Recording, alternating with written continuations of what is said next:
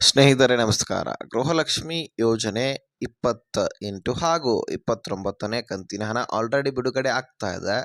ಇನ್ನು ಇದರ ಮೇರೆಗೆ ಇನ್ನು 3 ಕಂತುಗಳು ಕಣ್ರಿ, ಸತತವಾಗಿ 5 ಕಂತುಗಳಾದರೂ ಬಿಡುಗಡೆ ಆಗ್ತಾ ಇದ್ದು 10,000 ದುಡ್ಡು ಪ್ರತಿಯೊಬ್ಬ ಮಹಿಳೆಯರ ಅಕೌಂಟ್ಗಳಿಗೆ ಜಮಾ ಆಗ್ತಾ ಇದೆ.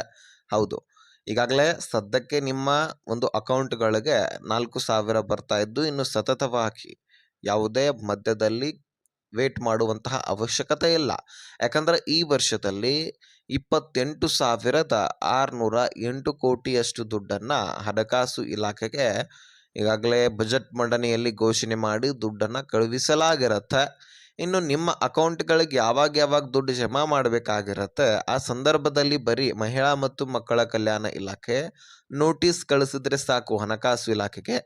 ಸೊ ತಕ್ಷಣವೇ ದುಡ್ಡು ಬಂದ್ಬಿಡುತ್ತೆ, ಅಲ್ಲಿಂದ ನಿಮ್ಮ ಅಕೌಂಟ್ಗಳಿಗೆ ದುಡ್ಡು ಬರುತ್ತೆ. ನೇರವಾಗಿ ಅಲ್ಲ, ಅದರದೇ ಆದಂತಹ ಪ್ರೊಸೆಸರ್ ಇದೆ. ಆ ಪ್ರೊಸೆಸರ್ ಬಗ್ಗೆನೂ ಕೂಡ ನಾನು ಮುಂದೆ ಹೇಳ್ತೇನೆ. ಜೊತೆಗೆ ಈ 5 ಕಂತುಗಳು ಯಾವುವು? ಈ ವರ್ಷದಲ್ಲಂತೂ 28ನೇ ಕಂತಿನ ಹಣ ಅಂದರೆ ಜನವರಿ ತಿಂಗಳ ಹಣ, 29ನೇ ಕಂತಿನ ಹಣ ಅಂದರೆ ಫೆಬ್ರವರಿ ತಿಂಗಳ ಹಣ, 30ನೇ ಕಂತಂದರೆ ಮಾರ್ಚ್ ತಿಂಗಳ ಹಣ. ಸೊ ಈ 3 ತಿಂಗಳ ಹೊರತುಪಡಿಸಿ ಇನ್ನೂ 2 ಕಂತುಗಳು ಬರಬೇಕು. 5 ಕಂತುಗಳು ಯಾವುವು? ಈ ಎಲ್ಲ ವಿಷಯದ ಕುರಿತಾಗಿ ಈ ವಿಡಿಯೋದಲ್ಲಿ ನಾವು ಮಾಹಿತಿಯನ್ನು ಚರ್ಚೆ ಮಾಡ್ತಾ ಹೋಗೋಣ. ಸೊ ತೀರಾ ಇಂಪಾರ್ಟೆಂಟ್ ಮಾಹಿತಿ ಸ್ನೇಹಿತರೆ. ರಾಜ್ಯದ ಎಲ್ಲ ಗೃಹಲಕ್ಷ್ಮಿಯರು ಕೂಡ ಈ ವಿಡಿಯೋನ ಮಿಸ್ ಮಾಡದೆ ಕೊನೆವರೆಗೂ ವಾಚ್ ಮಾಡಿ. ಸಬ್ಸ್ಕ್ರೈಬ್ ಮಾಡದೆ ಹಾಗೆ ಬಹಳಷ್ಟು ಜನ ನೋಡ್ತಾ ಇದ್ದೀರಿ, ದಯಮಾಡಿ ಸಬ್ಸ್ಕ್ರೈಬ್ ಮಾಡ್ಕೊಳ್ಳಿ, ವಿಡಿಯೋಕ್ಕೆ ಲೈಕ್ ಕೊಡಿ. ನಮಗೂ ಕೂಡ ಮೋಟಿವೇಶನ್ ಸಿಕ್ಕಂಗಾಗತ್ತೆ, ಇನ್ನಷ್ಟು ಹೆಚ್ಚುವರಿ ಮಾಹಿತಿಗಳನ್ನು ತಿಳಿಸ್ತಾ ಇರ್ತೀವಿ. ಇನ್ನು ಸ್ನೇಹಿತರೆ, ಈ ಗೃಹಲಕ್ಷ್ಮಿಯಲ್ಲಿ ಒಟ್ಟಾರೆಯಾಗಿ ನಿಮಗೆ 10,000 ದುಡ್ಡು ಜಮಾ ಆಗ್ತಾ ಇದ್ದು, ಪ್ರತಿಯೊಬ್ಬ ಮಹಿಳೆಯರಿಗೂ ಕೂಡ 10,000. ಇದಕ್ಕಾಗಿ ಎಷ್ಟು ಕೋಟಿ ಸರ್ಕಾರ ಖರ್ಚು ಮಾಡಬೇಕಂದ್ರೆ 2,400 ಕೋಟಿಯಿಂದ 2,500 ಕೋಟಿ ತನಕ ಒಂದು ಕಂತಿಗೆ ಖರ್ಚು ವೆಚ್ಚ ಆಗತ್ತೆ. ಸೊ 4 ಕಂತುಗಳಿಗೆ 10,000 ಕೋಟಿ ಹಣ ಬೇಕಾಗತ್ತೆ. ಅದೇ ರೀತಿಯಾಗಿ 5 ಕಂತುಗಳಿಗೆ 12,500 ಕೋಟಿ ತನಕವೂ ಕೂಡ ಖರ್ಚು ವೆಚ್ಚ ಆಗ್ತಾ ಇರತ್ತೆ. ಸೊ ಇಷ್ಟು ದುಡ್ಡನ್ನು ಸರ್ಕಾರ ಕೊಡಲೇಬೇಕು, ಬೇರೆ ಆಪ್ಷನ್ನೇ ಇಲ್ಲ. ನೀವು ಕೂಡ ಅಷ್ಟೇ ಈ ಕಂತುಗಳನ್ನು ಮರಿಬಾರ್ದು. ಯಾವ್ಯಾವ ತಿಂಗಳ ಹಣ ಬರ್ತಾ ಇದೆ, ಯಾವ ತಿಂಗಳ ಹಣ ಬರೋದಿದೆ, ಇದ್ರ ಬಗ್ಗೆನೂ ಕೂಡ ತಿಳ್ಕೊಳ್ಬೇಕು. ನೀವು ತಿಳ್ಕೊಳ್ಳದೇ ಇರುವಂತಹ ಕಾರಣಕ್ಕಾಗಿ ರಾಜ್ಯ ಸರ್ಕಾರ ಆಲ್ರೆಡಿ 2 ಕಂತುಗಳನ್ನು ಯಾಮಾರಿಸಿಬಿಟ್ಟಿದೆ. ಹೌದು, ಈ 2 ಕಂತುಗಳನ್ನು ನಿಮಗೆ ಕೊಟ್ಟೇ ಇಲ್ಲ. ಇದರ ಬಗ್ಗೆ ನಾವು ಕೂಡ ಹೆಚ್ಚಾಗಿ ಚರ್ಚೆ ಮಾಡಲಿಲ್ಲ. ಖುದ್ದಾಗಿ ಹೇಳ್ಬೇಕಂದ್ರೆ ಒಂದಿಷ್ಟು ದಿನಗಳ ಕಾಲ ಚರ್ಚೆ ಮಾಡಿದ್ವಿ, ಆದರೆ ನಮ್ಮ ಧ್ವನಿ ಎತ್ತುವುದರಿಂದ ಸರ್ಕಾರಕ್ಕೆ ಹೋಗಿ ಮುಟ್ಟೋದು ಯಾವಾಗ? ಸೊ ನಿಮ್ಮ ಒಂದು ಬೆಂಬಲವೂ ಕೂಡ ಬೇಕು. ಅದರಲ್ಲಿ ಈಗ BJP ನಾಯಕರು 2 ತಿಂಗಳ ಹಣದ ಬಗ್ಗೆ ಚರ್ಚೆ ಮಾಡಿದ್ದಾರೆ.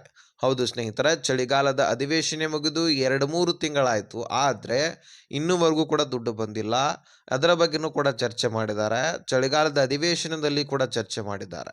ಹೌದು, 28 ಅಂದರೆ ಈ ಜನವರಿ ತಿಂಗಳ ಹಣ, 29 ಅಂದರೆ ಫೆಬ್ರವರಿ ತಿಂಗಳ ಹಣ, 30 ಅಂದರೆ ಮಾರ್ಚ್ ತಿಂಗಳ ಹಣ. ಓಕೆ, ಈ 3 ತಿಂಗಳ ಹಣದ ಬಗ್ಗೆ ಕ್ಲಿಯರಿಟಿ ಸಿಕ್ಕಿದೆ. ಆದರೆ ಇನ್ನು 2 ಕಂತುಗಳು ಯಾವುವು ಅಂದರೆ, ಹೋದ ವರ್ಷದ 2025ರ ಪ್ರಾರಂಭದಲ್ಲೇ 2 ಕಂತುಗಳನ್ನು ನಿಮಗೆ ಕೊಟ್ಟಿಲ್ಲ. ಜನವರಿ ತಿಂಗಳು ಹಾಕಿದ್ರು, ಅದಾದ ಮೇಲೆ ನಾವು ಇನ್ಮೇಲಿಂದ ದುಡ್ಡು ಕೊಡೋದಿಲ್ಲ, ಅಕ್ಕಿ ಕೊಡ್ತೀವಿ ಅಂತ ಅನ್ನಭಾಗ್ಯದಲ್ಲಿ ಸಾಕಷ್ಟು ಚರ್ಚೆ ಆಗ್ತಾ ಇತ್ತು. ಜನರ ಗಮನ ಆ ಕಡೆ. ಹೀಗಾಗಿ ಫೆಬ್ರವರಿದಲ್ಲಿ ಕೂಡ ಅಕ್ಕಿ ಕೊಡಲಿಲ್ಲ. ಮಾರ್ಚ್ನಲ್ಲಿ ಫೆಬ್ರವರಿ ಮತ್ತು ಮಾರ್ಚ್ ತಿಂಗಳ ಅಕ್ಕಿಯನ್ನು ಸೇರಿಸಿ ಕೊಟ್ಟರು. ಜನವರಿ ತಿಂಗಳ ಅನ್ನಭಾಗ್ಯ ಯೋಜನೆ ಹಣವನ್ನು ಕೊಡಲಿಲ್ಲ. ಅದ್ರ ಬಗ್ಗೆನೂ ಕೂಡ BJP ನಾಯಕರು ಚರ್ಚೆ ಮಾಡಿದ್ದಾರೆ. ಅದನ್ನು ಕೂಡ ನೀವು ಕೊಡಲೇಬೇಕು ಅಂತ ಒಂದು ಆಕ್ರೋಶವನ್ನು ವ್ಯಕ್ತಪಡಿಸಿದ್ದಾರೆ. ಜೊತೆಗೆ ಮುಖ್ಯವಾಗಿ ಗೃಹಲಕ್ಷ್ಮಿ ಯೋಜನೆಯಲ್ಲಿ ಸಂಪೂರ್ಣ ಮಾಹಿತಿಯನ್ನು ಕಲೆಕ್ಟ್ ಮಾಡ್ಕೊಂಡು ಬಂದಿದ್ರು ಅನ್ಸುತ್ತೆ. ಹಾಗಾಗಿ ನೀವು ಹೋದ ವರ್ಷದಲ್ಲಿ ಜನವರಿ ತಿಂಗಳ ಹಣ ಹಾಕಿದ ಬಳಿಕ ಡೈರೆಕ್ಟ್ ಆಗಿ ಏಪ್ರಿಲ್ ತಿಂಗಳ ಹಣವನ್ನು ಕೊಟ್ಟಿದ್ದೀರಿ. ಆ 2 ತಿಂಗಳ ಹಣ ಎಲ್ಲೋಯ್ತು? ಮಧ್ಯದಲ್ಲಿ ಇರ್ತಕ್ಕಂಥದ್ದು ಫೆಬ್ರವರಿ ಮಾರ್ಚ್ ತಿಂಗಳ ಹಣ. ಹಾಗಾಗಿ ಆ 2 ತಿಂಗಳ ಹಣವನ್ನು ನೀವು ಯಾಕೆ ಕೊಡಲಿಲ್ಲ? ಆ ದುಡ್ಡನ್ನು ಸಚಿವ ಲಕ್ಷ್ಮೀ ಹೆಬ್ಬಾಳ್ಕರ್ ಅವರೇ ನೀವೇ ನುಂಗಾಕಿದ್ದೀರಾ ಅನ್ನುವಂತಹ ಪ್ರಶ್ನೆಯನ್ನು BJP ನಾಯಕರು ಆಕ್ರೋಶವನ್ನು ವ್ಯಕ್ತಪಡಿಸ್ತಾರೆ. ಅಥವಾ ನಿಮ್ಮ ಹಣಕಾಸು ಇಲಾಖೆ ಅಥವಾ ನಿಮ್ಮ ಸರ್ಕಾರ ನುಂಗಾಕಿತಾ ಇದನ್ನು? 5,000 ಕೋಟಿ ಹಣ ಮಹಿಳೆಯರದ್ದು, ಅವರಿಗೆ ಹೋಗಬೇಕಾಗಿರ್ತಕ್ಕಂಥದ್ದು. ಆ ದುಡ್ಡನ್ನು ಯಾಕೆ ನೀವು ಕೊಡಲಿಲ್ಲ ಅನ್ನುವಂತಹ ಪ್ರಶ್ನೆಗಳನ್ನು ಮಾಡ್ತಾರೆ. ಹೀಗಾಗಿ ತುಂಬಾ ಆಕ್ರೋಶಗಳು ಹೊರಬರ್ತವೆ. ಇದನ್ನೆಲ್ಲದೂ ಕೂಡ ನೋಡಿದ ಸಚಿವ ಲಕ್ಷ್ಮೀ ಹೆಬ್ಬಾಳ್ಕರ್ ಅವರು ಮೊದಲಿಗೆ ನಾನು ಕೊಟ್ಟಿದ್ದೀನಿ, ಕ್ಲಿಯರ್ ಮಾಡಿದ್ದೀನಿ, ಯಾವುದೇ ಕಂತುಗಳು ಪೆಂಡಿಂಗ್ ಉಳಿದಿದೆಯಲ್ಲ, ಈಗ ಸದ್ಯಕ್ಕೆ ಯಾವ ಕಂತುಗಳು ಪೆಂಡಿಂಗ್ ಉಳಿದಿದ್ದಾವೆ ಅವುಗಳನ್ನು ಕೂಡ ನಾನು ಕ್ಲಿಯರ್ ಮಾಡ್ತೀನಿ ಅಂತ ಹೇಳುತ್ತಾರೆ. ಆದರೆ ಅದಕ್ಕೆ ಸಂಬಂಧಪಟ್ಟಂತಹ ಅಧಿಕಾರಿಗಳ ಹತ್ರನೂ ಕೂಡ ಚರ್ಚೆ ಮಾಡ್ತಾರೆ. ಆ ಹಣ ಪೆಂಡಿಂಗ್ ಉಳಿದಿರೋದು ನಿಜ ಕೂಡ ಆಗಿರುತ್ತೆ. ಫೆಬ್ರವರಿ ಮತ್ತು ಮಾರ್ಚ್ ತಿಂಗಳ ಹಣ ಕೊಟ್ಟಿರಲಿಲ್ಲ. ಜನವರಿ ಆದ ಬಳಿಕ ಏಪ್ರಿಲ್ ತಿಂಗಳ ಹಣವನ್ನು ಕೊಡ್ತಾರೆ. ಹೀಗಾಗಿ 2 ತಿಂಗಳ ಹಣವನ್ನು ಕೊಟ್ಟಿರಲಿಲ್ಲ. ಅದು ಅಧಿಕಾರಿಗಳಿಂದ ಮಾಹಿತಿ ಸಿಕ್ಕ ತಕ್ಷಣ ಹೇಳ್ತಾರೆ, ಹೌದು ಇದು ನನ್ನ ಗಮನದಲ್ಲಿರಲಿಲ್ಲ. 2 ಕಂತುಗಳು ಪೆಂಡಿಂಗ್ ಉಳಿದಿದೆಯಲ್ಲ ಅವುಗಳನ್ನು ನಾನು ಮುಂದಿನ ದಿನಗಳಲ್ಲಿ ಸರಿಪಡಿಸ್ತೀನಿ. ತಲೆ ಕೆಡಿಸ್ಕೊಳ್ಳುವಂಥ ಅವಶ್ಯಕತೆ ಇಲ್ಲ. ನನ್ನ ಮಾತಿನಿಂದ ನಿಮಗೇನಾದರೂ ಬೇಜಾರಾಗಿದ್ದರೆ ಕ್ಷಮಿಸಿ. ಸೊ ಇನ್ನು ಈ 2 ತಿಂಗಳ ಹಣವನ್ನು ನನ್ನೆಲ್ಲರ ಖಾತೆಗಳಿಗೆ ಜಮಾ ಮಾಡ್ತೀನಿ. ಅದು ಮಹಿಳೆಯರದ್ದೇ. ಅದು ಹಣಕಾಸು ಇಲಾಖೆ ಹತ್ರನೇ ಇದೆ, ಎಲ್ಲಿ ಹೋಗಿಲ್ಲ. ಅವುಗಳನ್ನು ನಾನು ಒಂದಾದ ಮೇಲೆ ಒಂದು ಕ್ಲಿಯರ್ ಮಾಡ್ತೀನಿ. ಈ ರೀತಿ ಒಂದು ಭರವಸೆಯನ್ನು ಕೊಟ್ಟಿದ್ದಾರೆ. ಒಪ್ಕೊಳ್ತಾರಲ್ಲ, ಇದು ನಿಜವಾಗಿರ್ತಕ್ಕಂಥದ್ದು, ಮೆಚ್ಚಬೇಕಾಗಿರ್ತಕ್ಕಂಥದ್ದು. ಆದರೆ ಈಗ ಸದ್ಯದಲ್ಲಿ ಚಳಿಗಾಲದ ಅಧಿವೇಶನ ಆದ ಬಳಿಕ 24ನೇ ಕಂತು ಜಮಾ ಆಯಿತು, 25ನೇ ಕಂತು ಜಮಾ ಆಯಿತು, 26ನೇ ಕಂತು ಕೂಡ ಜಮಾ ಆಯಿತು, ನವೆಂಬರ್ದು 27ನೇ ಕಂತು, ಡಿಸೆಂಬರ್ ಕೂಡ ಜಮಾ ಆಯಿತು. ಈಗ 28ನೇ ಕಂತಿನ ಹಣ ಜಮಾ ಆಗ್ತಾ ಇದೆ. ಇದೆಲ್ಲವೂ ಕೂಡ ಸತತವಾಗಿ ಮಧ್ಯದಲ್ಲಿ 1 ತಿಂಗಳು 2 ತಿಂಗಳು ಗ್ಯಾಪ್ ಉಳಿತಾ ಇತ್ತು ಯಾವುದೇ ಒಂದು ಕಂತಾದ ಮೇಲೆ. ಆದರೆ ಈ ಸಂದರ್ಭದಲ್ಲಿ ಆ ರೀತಿ ಏನಾಗಿಲ್ಲ. ಕಳೆದ ದಿನಗಳಲ್ಲಿ ನೀವು ನೋಡ್ತಾ ಇದ್ದೀರಿ, ಆ ಮಧ್ಯದಲ್ಲಿ ಯಾವುದೇ ರೀತಿಯಾದಂತಹ ಕಂತುಗಳನ್ನು ಪೆಂಡಿಂಗ್ ಉಳಿಸಲಾಗಿಲ್ಲ. ಒಂದಾದ ಮೇಲೆ ಒಂದು ಕ್ಲಿಯರ್ ಮಾಡ್ತಾ ಬಂದಿದ್ದಾರೆ. ಮೊನ್ನೆ ಯುಗಾದಿ ಹಾಗೂ ರಂಜಾನ್ ಹಬ್ಬಕ್ಕೆ 26, 27 ಅಂದರೆ ನವೆಂಬರ್ ಡಿಸೆಂಬರ್ ತಿಂಗಳ ಹಣವನ್ನು 4,000 ದುಡ್ಡನ್ನು ನಮಗೆ ಜಮಾ ಮಾಡಿ ಹಬ್ಬವನ್ನು ಆಚರಿಸಿ ಎನ್ನುವಂತಹ ರೀತಿಯಲ್ಲಿ ಸರ್ಕಾರ ಬಹುಮಾನ ಕೊಡ್ತು. ಈಗ ಈ 3 ಕಂತುಗಳ ಜೊತೆಗೆ ಹೋದ ವರ್ಷದ 2 ಕಂತುಗಳು, 5 ಕಂತುಗಳು ಕೂಡ ಸತತವಾಗಿ ಬಿಡುಗಡೆ ಆಗ್ತಾ ಇದೆ. ಈಗಾಗಲೇ ಬೆಂಗಳೂರು ನಗರ, ವಿಜಯನಗರ, ಧಾರವಾಡ, ಯಾದಗಿರಿ, ಬೆಂಗಳೂರು ಗ್ರಾಮಾಂತರ, ಕೊಪ್ಪಳ, ಕೊಡಗು, ಚಿಕ್ಕಮಗಳೂರು, ಮಂಗಳೂರು, ಬೆಳಗಾವಿ, ಹಾಸನ, ಇದೇ ರೀತಿಯಾಗಿ ಮಂಡ್ಯ, ಇನ್ನೂ ಹಲವಾರು ಜಿಲ್ಲೆಗಳಲ್ಲಿರ್ತಕ್ಕಂತಹ ಗೃಹಲಕ್ಷ್ಮಿಯರ ಅಕೌಂಟ್ಗಳಿಗೆ ಈ ದುಡ್ಡನ್ನು ಜಮೆ ಮಾಡಲಾಗ್ತಾ ಇದೆ. ಈಗ ಸದ್ಯಕ್ಕಂತೂ ನಿಮಗೆ ಗೊತ್ತಿದೆ 28ನೇ ಕಂತಿನ ಆಲ್ರೆಡಿ ಅರ್ಧಕ್ಕರ್ಧ 50% ಆದ ಫಲಾನುಭವಿಗಳಿಗೆ ಜಮಾ ಆಗಿದೆ. ಅದರ ಜೊತೆಗೆ 29ನೇ ಕಂತು ಕೂಡ ಬಿಡುಗಡೆ ಆಗುತ್ತೆ. ವರಿ ಮಾಡಿಕೊಳ್ಳುವಂತಹ ಅವಶ್ಯಕತೆನೇ ಇಲ್ಲ.